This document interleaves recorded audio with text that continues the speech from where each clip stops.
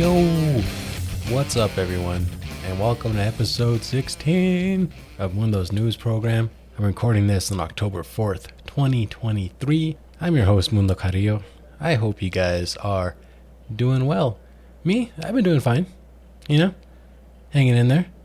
It's getting a little cold finally. That fall, that autumn is upon us. You know what I mean? Spooky month is upon us. I get excited over Spooky month. I don't dress up for Halloween. I'm kind of over that. But I do love watching scary movies in the month of October. So holla at your boy at Mundo Carrillo if you have any scary movie recommendations. Love them. Love them all. All right. So a lot happened this last week. So much so, in fact, that kind of lost track of everything. And I didn't really focus on any one thing in particular. So it's just going to be a mismatch of different things going on. Let's see how this goes. Anyways, let's get started here. So someone got arrested for his involvement in Tupac's murder. Actually got charged with murder. That's 60-year-old Duane Davis. And this shouldn't be a surprise to him, at least, and to others who are kind of in the know here, because he actually put himself at the crime scene in his 2019 memoir, which I'm looking at it now. You could buy the Kindle edition on Amazon. It's called Compton Street Legend, Notorious KFD Street Level Accounts of Tupac and Biggie Murders, Death Row Origins, Suge Knight, Puffy Combs, and Crooked Cops. That is the longest book title I've ever seen in my life, possibly. I don't think it's supposed to be that long. Amazon just always has ridiculously long names for everything. So anyways, so you could just buy this book off Amazon, and apparently he just talks about being in the car in the white Cadillac that shot at Tupac and Suge Knight that one Vegas night in 1996. So he got charged. Actually, a search warrant was served at his house in the Las Vegas area in July. June or July? It was July. All right. So not that long ago. And it makes you think, man, that the cops probably started investigating again because he started talking about it. He wrote about it and published a book about it. You probably don't have any idea he was involved. And he even says that that's one of the hooks of his book. One of the selling points is that him and Suge are the only living people who were there that night. So he's really selling himself on dude, I was there, arrest me, is basically what he's saying. So he got arrested. He was in court today for the first time on these charges. I was really hoping an indictment would be unsealed or something. I was looking for an indictment on it. I do want to see some of the more investigative details, because other than just regular charging documents, nothing new really seems to be coming out in the case. And obviously that'll come out, information will come out as the case rolls along in the court system. But yeah, I was really hoping to get my hands on an indictment before talking about it. But either way, Mr. Duane KFD, is it KFD or KFD? I don't know how to pronounce it. His street name, Duane Davis, charged with murder of Tupac Shakur, who was only 25 when he was killed in 1996. Legend, man, absolute legend. Some people think the best ever. I wrote the song a long time ago, a real long time ago. Feel me? Tupac lives. Nah, he's dead. He's dead. All right, we'll follow along. If an indictment comes out and something's interesting in there, I'll probably have to mention it. We're not done with this one, guys. A lot of these dudes in these kind of gang beef, hip hop beef related things, have talked about it and have gotten in trouble for talking about it. I was watching a video one time. I think there's a rapper from Jacksonville who got arrested for murder after rapping about it in a song. And I was watching a video yesterday. I think that what was it? Someone was charged with the crime, and they were on the run. And while they were on the run from the cops, they actually wrote a song about being on the run from the cops. And they were arrested. That's too good, man. You know what that is, though? That is dedication to the craft, and that is authenticity. That is what that is right there. Dedication, because you're not going to stop rapping, right? Doesn't matter if you're on the run for murder, or maybe it wasn't murder. When the shit just comes off top of your head, you don't remember everything. So, you're not going to stop rapping just because you're a little hot, just because the cops are looking after you. But you can't rap about no bullshit. You got to rap about what's going on. So you got to talk about you being on the run, right? So I don't know. I think that's really funny. That's something you see on an episode of the Boondocks or something. Oh man. So anyways, Big Keef, he talked about it, told everybody about it, and now he's in jail. So I don't know if that was worth it. I don't know if that book flew off the shelves. It's probably going off now. Now that everyone knows who he is, now that he's been charged. He might be selling some copies. I know the prosecutors are reading it. The cops are reading it, that's for damn sure. Oh boy. Rest in peace, Tupac. Okay, I will. Alright, what else happened? Oh, so Kevin McCarthy was already ousted as Speaker of the House after only 9 months. This is the first time a Speaker has ever been outed during the history of our country, over 200 years of the House of Representatives. And he's the first one, and he only lasted 9 months. It was because of the deal that he struck with Democrats to get the budget or to keep the government open, because it would have shut down this last Saturday had it not been for some deal they had to. I think they extended it for another month or so. But either way, federal government is going to shut down because of the deal making that the Speaker of the House, or the former Speaker of the House, did. And hard right Republicans, Matt Gaetz of Florida being one of them, did not like that. He's the one who introduced the articles of not articles of impeachment. Oh my gosh, let me look this up. Motion to vacate. There we go. Yeah, so he introduced a motion to vacate to basically fire McCarthy. It worked.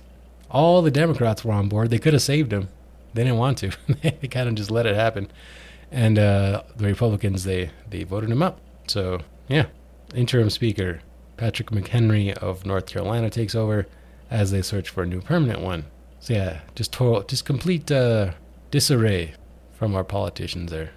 Chaos. I've seen the word chaos thrown around a lot, used by both sides. Democrats say it's chaotic that they did that, although all of them voted for it. So, I don't know, man. I don't know what's going on over there. Clearly a lot of dysfunction. Apparently Gaetz isn't happy that the government was kept open. They wanted to use this opportunity to cut government spending. I guess that's one way to do it, is to shut down the government. So that's kind of what they wanted. And I know that's not what they wanted, all right? But they wanted some more bargaining chips, I guess. They're mad about not getting their way, and he's one of them, so they got rid of him. Simple as that. So, new Speaker of the House on its way. Also on its way, Donald Trump's civil trial in New York State. This is the one for lying about how much he was worth, so he can get, or about how much his business was worth, so that he can get loans and things like that. This is not to be confused with any of his criminal trials going on. I'm going to try this. I've been playing this little game where I'm just trying to keep track of all of them in my head. Okay, so there's the one in Georgia. He's charged with trying to interfere with the election there. There's one related to keeping secret documents in Florida. There's one in New York for... Oh, that's for the Stormy... Okay, there's one in state court in New York for the Stormy Daniels payoff relating to that. Oh, and there's one more federal one. Ooh, what is it? It's a... Oh, crap. Is that the racketeering one? There's definitely a racketeer. I think that's the last one. Him and his buddies conspired to overthrow the election on a national scale. So that's the 4. And again, those are going to go to trial for a while. I know they're scheduled for next year during the election cycle, but there's no way. This is going to get very, very interesting. I told you guys before that things were going to get super, super weird with this one because he is the Republican frontrunner. And I don't know, people don't seem to be approving of Joe Biden lately. So he has a strong shot at being president again. And a president with criminal trials hanging over their head, possibly 4 of them at the same time. Because like I said, I don't think these are going to happen next year. Then, I don't know. We've never seen this before as a country. So I don't think a whole lot of people know. I'd have to get like a legal scholar on here or something. That's what they always do, right? Just ask a legal scholar, ask them what they think. It's going to be interesting. I was going to say it's going to be fun, but I don't know. It might not be too fun. It might actually get annoying after a while.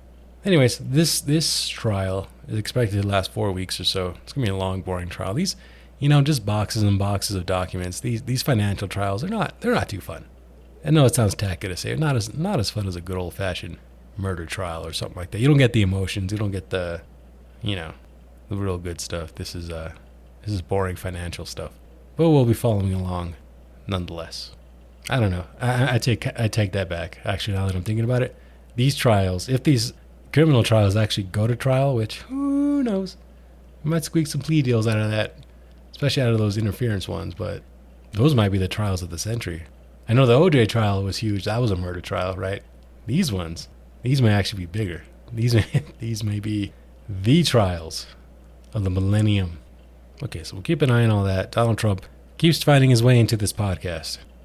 Also, Senator Diane Feinstein passed away too since our last episode. Passed away at 90. I didn't know she was that old. I mean, I knew she was old, but wow, I didn't know she was that old. A lifelong public servant, first in California, then as a senator. Rest in peace, Senator.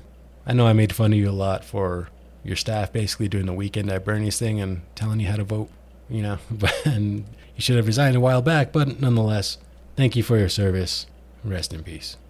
Oh, finally, it was a crazy story about a girl getting abducted in upstate New York, but she was found safe a few days later. She was a 9-year-old girl, and she was hanging out, I guess, at a state park at a lake with her family. She went on a bike ride by herself, just one loop around the park or something like that, and she got abducted. And a few days later, they found her safe in a house with 46-year-old Craig Nelson Ross Jr.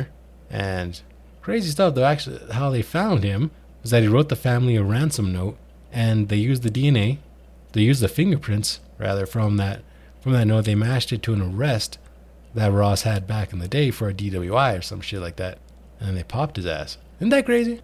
Just the fingerprints you leave on a note that could be it. That could be all said and done. That's why they take your fingerprints after an arrest. So that's what did him in. I can't believe that. That's some crazy shit, dude. This is like some real deal like horror movie stuff. A child abduction, taken to some weirdo's house, allegedly. Having a ransom note sent to you. It's just a nice family outing. A nice, your daughter gets 9 years old. That's crazy, man. This is like nightmare fuel kind of stuff for real, though. Luckily, she was found safe. Mr. Ross here in jail. All good for now. Hopefully nothing goes wrong during his criminal trial. And I think that's pretty much all for this week. Like I said, there was a lot going on, but I couldn't really focus on one thing. Shit happens. All right, shit happens. Sometimes I just can't really zoom in on one particular thing like I'd normally like to. But anyways, we kind of went over a lot of stuff this week. There's a lot of interesting things going on. So that's it. Until next time, guys. I didn't even do the whole outro stuff. My bad. Really appreciate you guys listening today. Thank you to the Patreon supporters, Daniel, Tony, Andres, and Emily. Really appreciate you guys. All right. Until next time, guys. My name is Mundo, and I'm out. Peace.